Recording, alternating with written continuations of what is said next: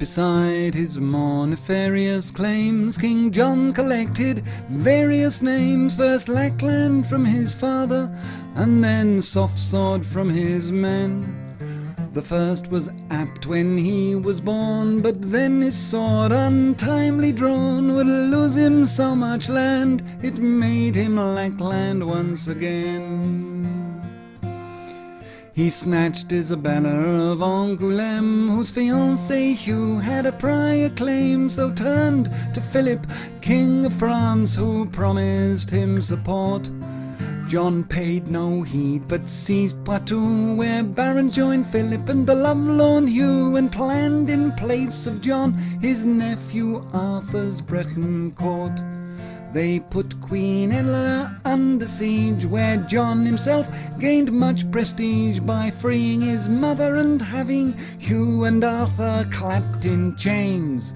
But John's red hand in Arthur's death would mean he'd no French allies left, and lost not only Normandy, but both Anjou and Maine.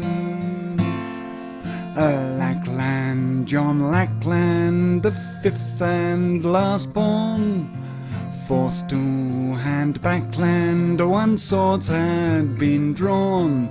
And since he lacked tact and yet still soldiered on, the odds 'gainst him stacked and yet more land was gone. For when Archbishop Hubert Walter died, the monk's choice Reginald thus defied the Pope's choice Stephen Langton and the King's man John de Grey. When John invested the priest he'd picked, the Pope put England sub-interdict, by which the clergy would restrict their services each day. But John cast out those striking monks and seized their cash and land in chunks. So Innocent pronounced John's excommunication ban. The king in spite refused to yield, till Pope and Philip combined to wield the double threat of deposition and French invasion plan. Lackland, John Lackland, the fifth and last born, forced to hand back land, one swords had been drawn. The Pope roused to act banned the king and his court, who had to retract and to heel thus be brought.